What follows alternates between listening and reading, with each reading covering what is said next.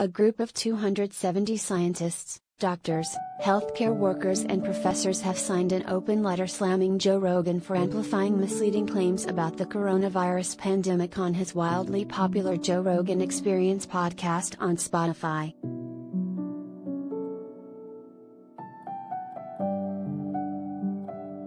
The group, in the letter released this week, called on Spotify to establish a misinformation policy to moderate the kind of damaging commentary that is sometimes peddled by Rogan and his guests on its platform.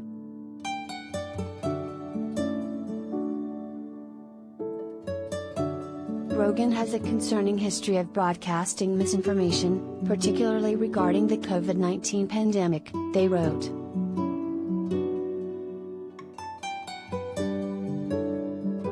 Rogan last year falsely suggested young, healthy people didn't need to be vaccinated against the disease. He later backpedaled, admitting he was a fucking moron and not a respected source of information, even for me.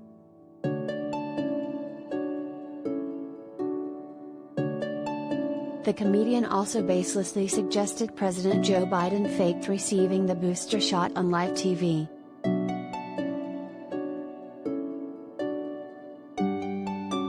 The group singled out a December episode in which Dr. Robert Malone, who has been suspended from Twitter for spreading misinformation about COVID-19, promoted numerous baseless claims.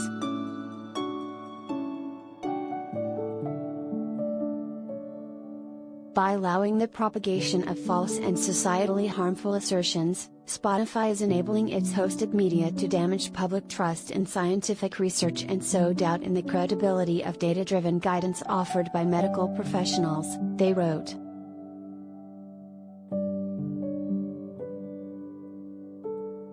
Spotify has a responsibility to mitigate the spread of misinformation on its platform but presently has no misinformation policy, they added.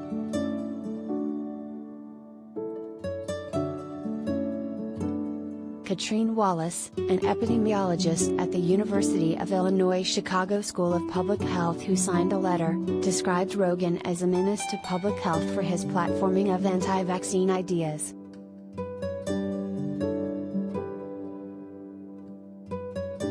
Having things like this on the Joe Rogan podcast gives a platform to these people and makes it a false balance.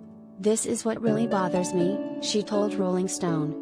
These are fringe ideas not backed in science, and having it on a huge platform makes it seem there are two sides to this issue.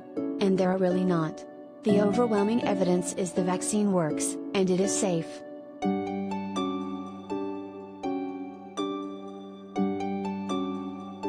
Spotify did not immediately respond to HuffPost's request for comment.